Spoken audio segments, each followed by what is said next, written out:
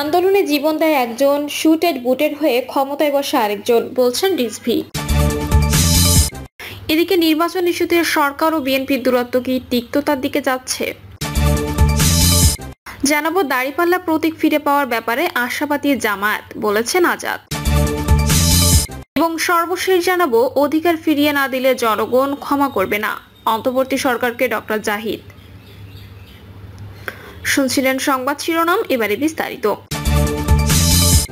আন্দোলনে জীবন দেয় একজন, শুটেড বুটেড হয়ে ক্ষমতায় বসে আরেকজন, বলছেন রিজভী।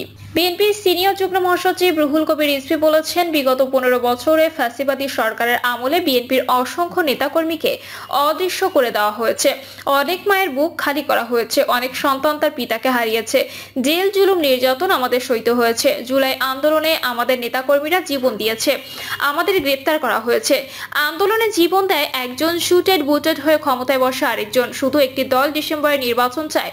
সম্প্রতি জাপানে প্রধান উপদেষ্টা ডক্টর মোহাম্মদ ইউনূসের দেওয়া এমন বক্তব্যের সমালোচনা করেন রিজভী। তিনি বলেন, ডক্টর মোহাম্মদ ইউনূস একজন অত্যন্ত সম্মানিত ব্যক্তি, কিন্তু 3 থেকে 4 জন উপদেষ্টা তাকে কান পড়া দিয়ে বিভ্রান্ত করছেন। এর আগে সকালে রাজধানীর নর্থ সাউথ বিশ্ববিদ্যালয়ের বাংলাদেশ গণতন্ত্র সংকট ও সমাধান শীর্ষক আলোচনা সভায় বক্তব্য রাখেন রুহুল কবির রিজভী। সেখানে তিনি আশঙ্কা ব্যক্ত করে বলেন, পারস্পরিক শ্রদ্ধা ও সমঝোতার পরিবেশ না থাকলে গণতন্ত্র টিকবে না।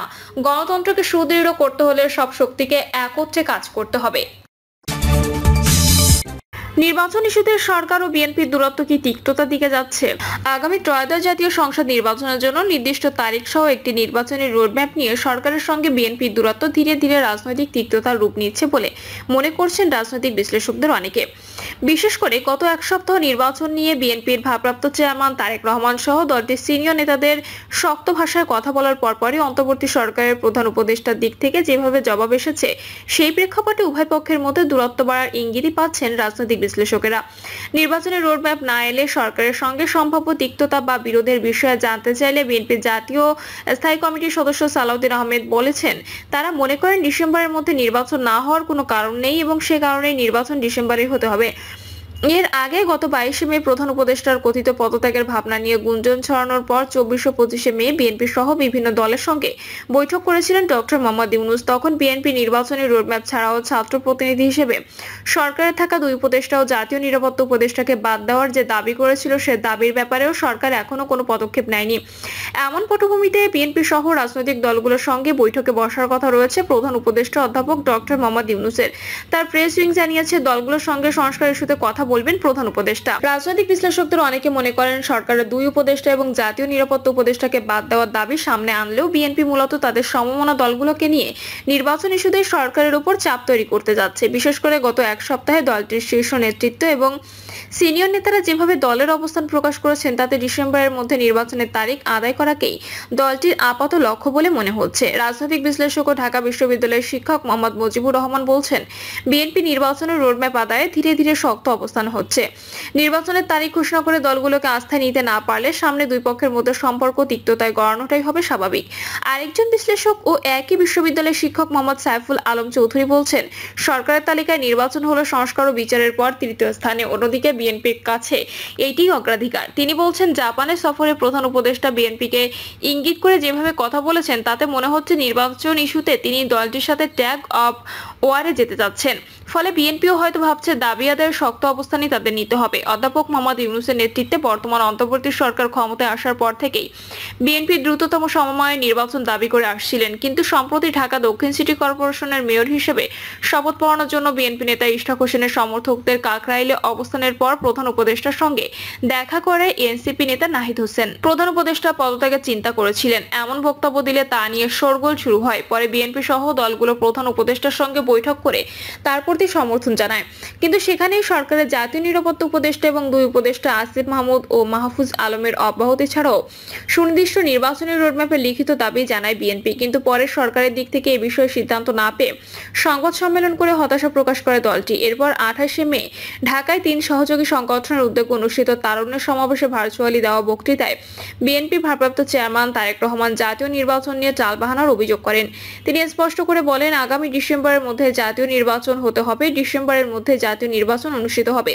এই বক্তব্যের কিছুক্ষণ পরেই তখন জাপা সফররত প্রধান উপদেষ্টা অধ্যাপক মোহাম্মদ ইউনূস সেখানে এক কর্মসূচিতে ডিসেম্বর থেকে আগামী জুনের মধ্যে জাতীয় নির্বাচন অনুষ্ঠানের পুরনো অবস্থান তুলে ধরেন। পরদিন নিজেই ফোরামে ফিউচার অব এশিয়া শীর্ষক এক অনুষ্ঠানের প্রশ্নোত্তর পর্বে তিনি মন্তব্য করেন যে দেশের সব দল নয়, একটি নির্দিষ্ট দল ডিসেম্বরে নির্বাচন চাইছে। তার এই বক্তব্য ঘিরে তুমুল প্রতিক্রিয়া হয় বিএনপির মধ্যে।